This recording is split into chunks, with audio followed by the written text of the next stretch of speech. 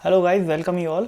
Question number 8 discuss करते हैं। Question for short answer का chapter number 39। When an AC source is connected to a capacitor there is a steady state current in the circuit. Does it mean that the charges jump from one plate to other to complete the circuit? तो भाई देखो, ये capacitor है अपना, है ना। बोला है कि इसको एक एसी सोर्स से अपन कनेक्ट कर दिए, ठीक है। ये है ई नॉट साइन ओमेगा टी, ये एक एसी सोर्स हो गया, ठीक है।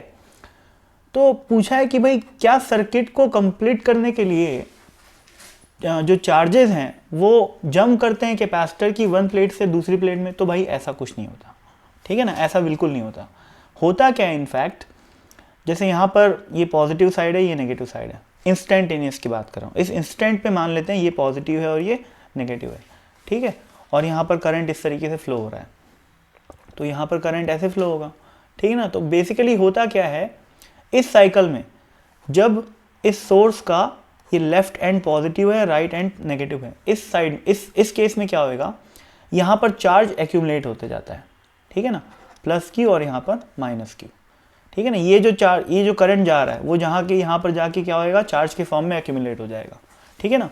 और इस प्लेट से क्या है, चार्ज निकल रहा है, यानी कि करंट निकल रहा है, तो यहाँ पर माइनस क्यू आ जाएगा, यानी कि चार्ज, पॉजिटिव चार्ज की कमी हो जाएगी, ठीक है ना।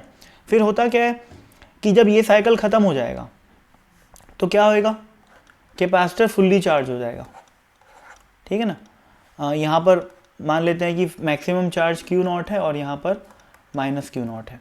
फिर क्या होता है कि अब मान लेते हैं ये प्लस हो गया और ये माइनस हो गया, तो क्या होएगा, करंट अब इस तरीके से बहेगा, यहाँ पर आई और यहाँ पर आई।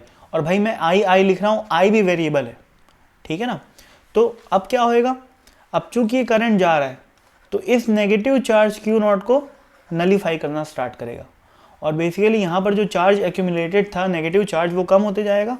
और उसी तरीके से ये जो क्यू चार्ज है वो क्या करेगा, कम होते जाएगा। क्यों? क्योंकि इस प्लेट से इस तरीके से करंट बह रहा है, ठीक है ना।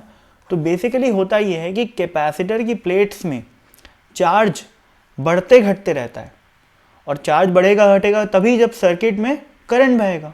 इसका ये मतलब बिल्कुल नहीं हुआ कि कैपेसिटर की वन प्लेट से दूसरे प्लेट में जंप कर रहा है, क्योंकि करंट यूनी डायरेक्शनल नहीं है, ये कोई डीसी करंट नहीं है, ठीक है ना, एसी करंट है। ये बात समझने की है, ठीक है ना। और इस चीज़ को अगर बेहतर समझना हो तो एस.सी. वर्मा में ही एक पैराग्राफ दिया हुआ है, ये वाला, ये पेज नंबर तो मेरे को याद नहीं है, देख लेना। ये मैं दो पेज से काटा हूँ, है ना।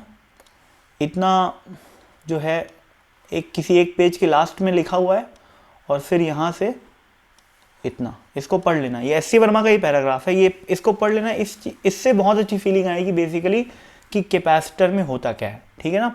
एस.सी. वर्मा का ही पैराग्राफ है, पढ़ लेना, पढ़ना आपका काम है, ठीक है। और अच्छे से समझ में आ जाएगा कि होता क्या है कैपेसिटर में, ठीक है।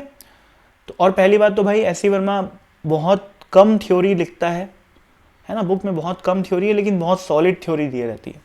तो एक बार क्लास करने के बाद एस.सी. वर्मा पढ़ना ही चाहिए अपने को, है ना। बहुत ही अच्छा कंटेंट है, क्योंकि उसका बहुत ही फिल्टर्ड कंटेंट है, कोई गलती नहीं है कहीं पर, एक आध की जगह, वो भी एकदम माइनर, और बहुत सॉलिड पॉइंट्स है, ठीक है ना। तो जब चैप्टर में कॉन्फिडेंस आ जाए तो एक बार एस.सी. वर्मा को जरूर पढ़ो, ठीक है ना, और बहुत अच्छी फीलिंग आएगी उससे, ठीक। तो बाय।